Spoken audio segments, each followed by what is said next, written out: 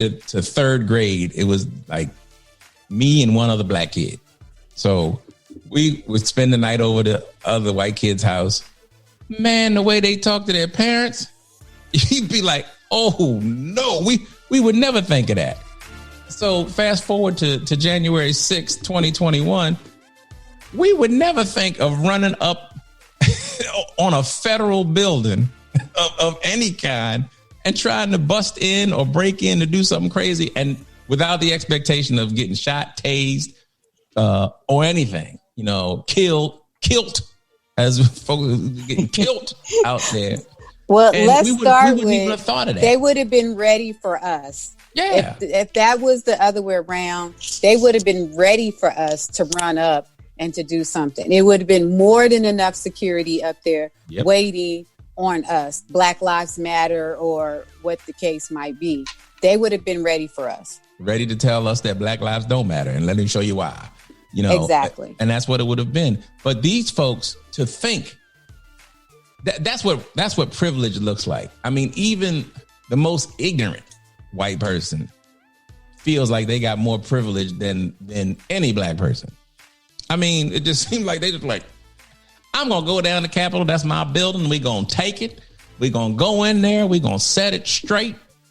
My daughter was watching it, and she was like, as they were watching my oldest, she was watching the film, the replay of the tapes going through. So they're tearing up, busting windows and breaking down the walls. And then when they showed them inside the rotunda, they were walking in between the velvet ropes. They were single file.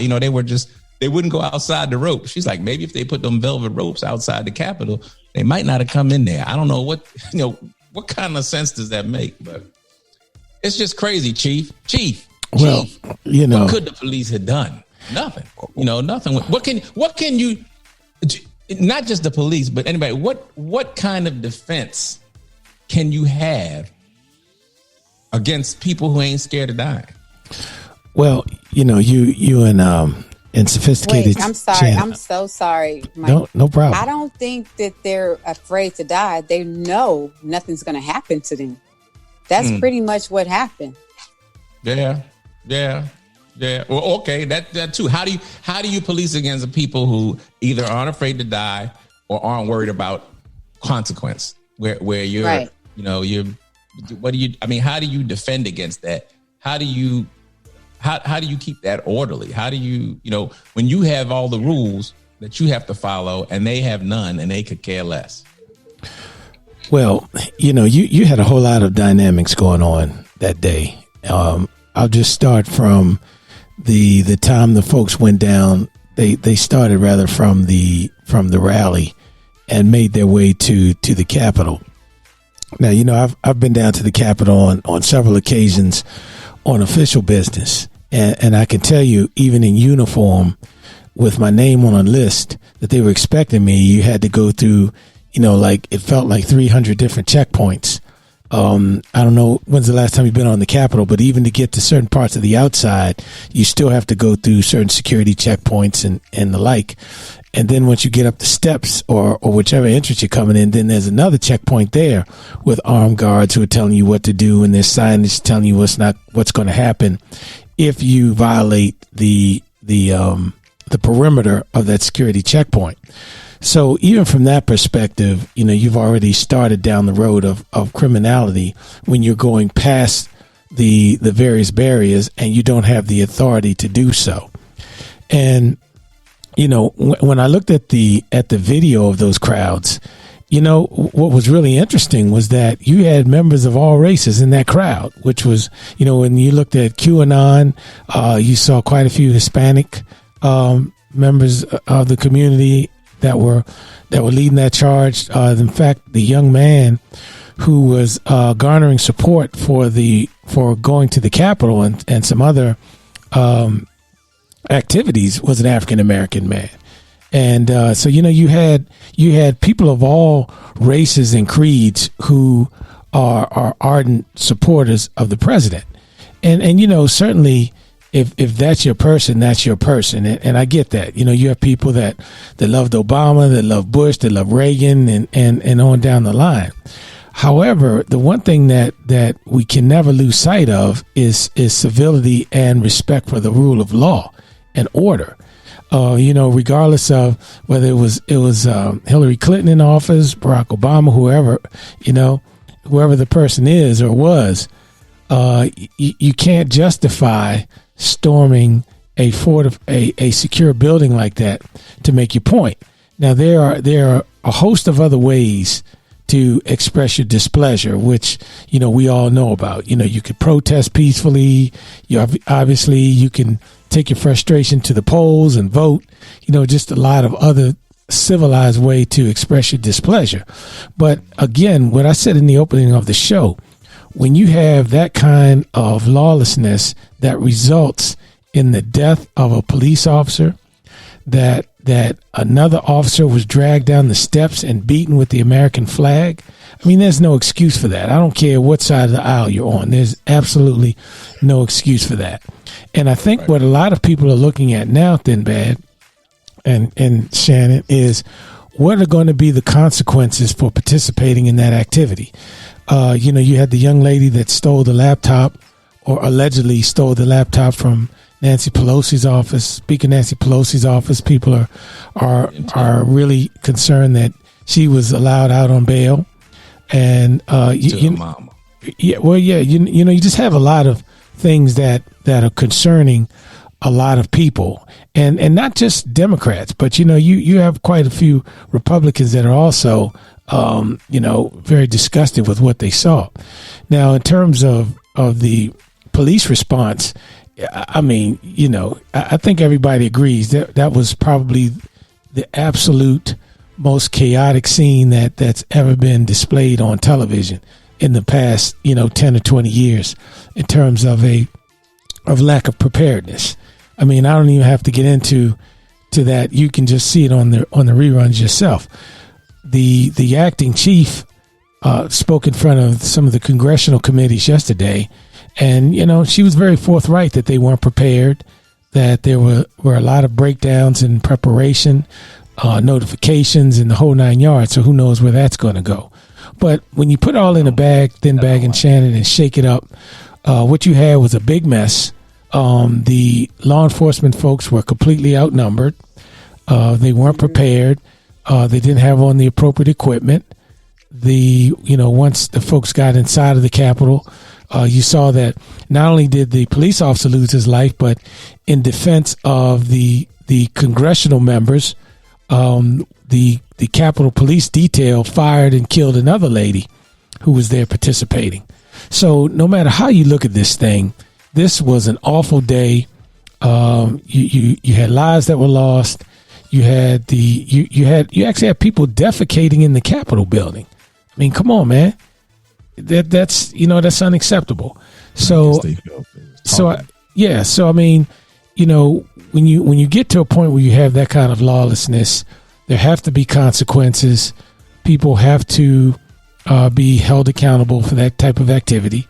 And once that happens, then we need to really take an inward look at our politics, because if we're at a point now where we have moved beyond agreeing to disagree, and I think we've talked about that on the show on several occasions. If I'm running against you, Thinbad, or running against you, Shannon, if I win, then we're going to institute my vision. That's politics. But if you win and I lose, I'm not going to sit here and still campaigning saying that that's correct. I won. Well, if you look at, for example, like, what did they do that at? Well, let's look back in time when they had the famous hanging Chad in Florida. Now, there were a lot of people that believed that election was stolen, and that wasn't right. But people realized, for the greater good of the country, we need to be peaceful with this. We need to still have a smooth transition so that we never lose focus on what the overlying issue is, or the overlying greater good is in terms of, our country. But that didn't happen this time around, and that's very unfortunate. Right. I don't know as long as I've been alive, that the opposing candidate that didn't win didn't show up for the inauguration. I think that is so disrespectful.